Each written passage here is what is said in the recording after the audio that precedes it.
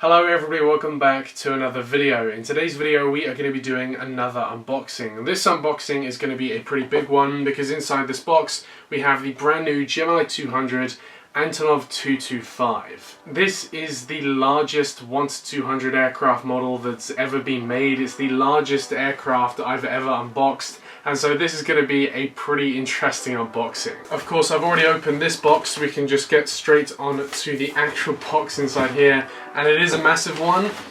We have here the actual box of the Antonov. Just to give you guys a little bit of an idea about how big this box is, I have the Gemini Jet's British Airways A380, which I unboxed a little while ago, and as you can see, the Antonov is bigger, but one thing you probably can't see from that angle is the A380 box is thicker. I'll turn them this way. Of course, that's mainly due to, I think, the giant horizontal stabilizer on the A380. It is giant, whereas the Antonov has those two horizontal stabilizers. But yeah, this is pretty amazing. As you can see, there's a little bit of damage on the box, but it's nothing too bad.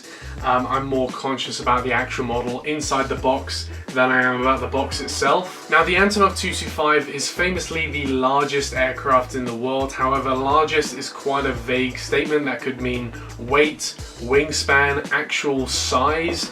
And the Antonov doesn't own the skies in all of those categories. For wingspan, the Strato launcher is the largest aircraft in the world. For overall size, the Spruce Goose was the largest aircraft in the world. Of course, that doesn't operate anymore, and so the Antonov used to have the crown of largest operational aircraft in the world. However, of course, it no longer operates. It was sadly destroyed in 2022.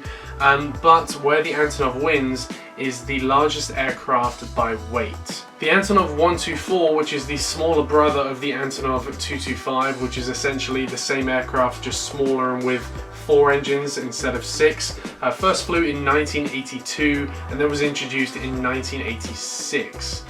55 Antonov 124s have been built in total, and they only stopped production as late as 2004, which is fairly recent considering they first flew in 1982. There are 4 operators of the Antonov 124 around the world. The only military operator of the Antonov 124 is the Russian Air Force. They have quite a few, but the other 3 are all civilian operators. You have the smallest operator, which are Maximus Air Cargo. I believe they're based out of the Middle East. But then you have Volga Denimper and Antonov Airlines, which are the 2 primary operators of the 124. Antonov Airlines, of which also operated the Antonov 225 up until its destruction in February of 2022. Of course, one of the main things the Soviet Union are known for is their space race with the US, and while the US, I guess, won the space race by putting the first man on the moon, the Soviet Union have their fair share of achievements in space. They put the first satellite into orbit, of course the Sputnik, that was called. They put the first animal into space, they put the first man into space, which when you think of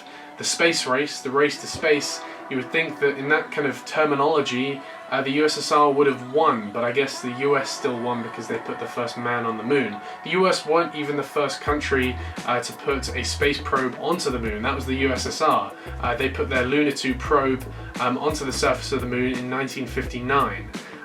So, you know, while the US, I guess, you know, won the space race, the Soviet Union, I feel, got a little bit cheated out of that battle, I guess you could call it, the race to space, because the Soviet Union are no stranger to kind of objectives in space. And then in the 1980s, the Soviet Union wanted to build their own space shuttle. It was called the Buran space shuttle, and it made 1 orbital flight, but because of course it had no conventional flying abilities, it couldn't just take off and land in atmosphere, they needed a carrier, and that's what the Antonov 225 would be. In the US, they used a Boeing 747 to carry their space shuttle within atmosphere, but the Soviets built this aircraft, a larger version of the Antonov 124. Both the Buran space shuttle and the Antonov 225 took their first flight in the same year, which was 1988, and the Antonov 225 was based out of Hostomel Airport, which in 1991,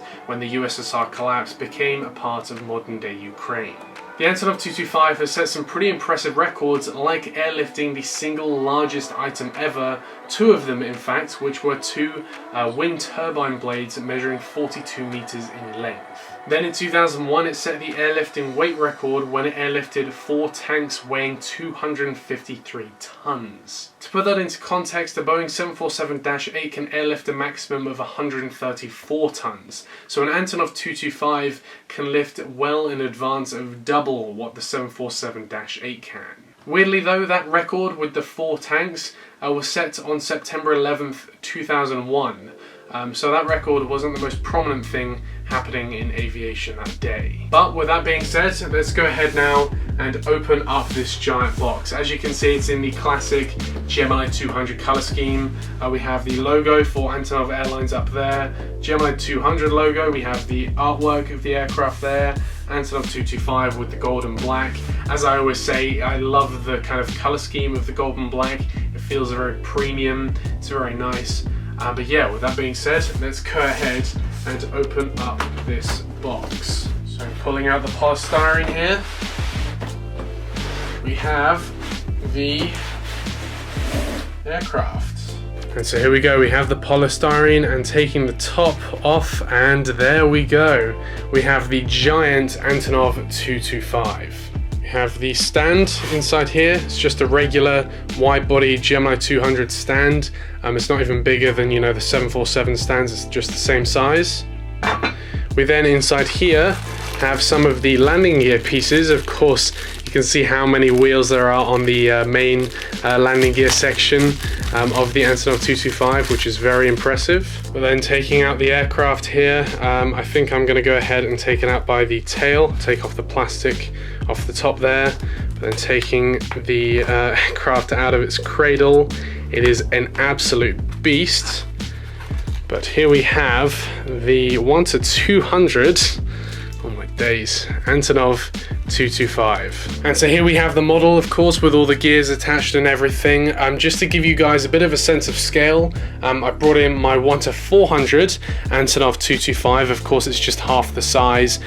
So we have the 1-200 and the 1-400 Antonov here. But to give you a bit of a different sense of scale, I've brought in my 1-200 Su-27. Of course, the Su-27s are being used on both the Russian side of the war at the moment and the Ukrainian side of the war.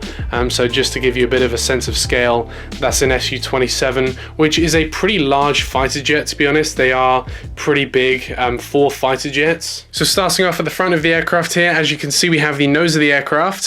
This nose in real life opens up to allow cargo to enter from the front of the aircraft. Then we have the yellow and the blue of the Antonov Airlines livery, or the Ukrainian flag, stretching back on the aircraft. We have the actual Ukrainian flag there as well. We have the Antonov Airlines logo, the name of the aircraft, which is Myra, or however you would pronounce that in Ukrainian. We have international cargo transporter, and then some contact information like the phone number, email and fax, which is pretty funny. Moving back, we then have the 3 engines on the one wing here, which looks amazing. We have all these wheels underneath here as well, and then we have these humps here which were added to carry the Buran space shuttle. And then here at the rear of the aircraft, as you can see, we have the registration, which is Uniform Romeo 82060, and then we have the rear kind of horizontal stabilizers, the 2 of them, which is a unique feature as opposed to the Antonov 124, which just has the 1 horizontal stabilizer. Of course, this is used because of the Antonov size. This is used for stability. Aircraft that are larger, bombers, cargo aircraft will use this design for stability. But there we go, that does conclude this unboxing of this absolute beast of an aircraft. I cannot believe I finally got this in my collection. It's just an absolute giant. I think it's going to be a very long time until this aircraft is topped in my collection, but there we go.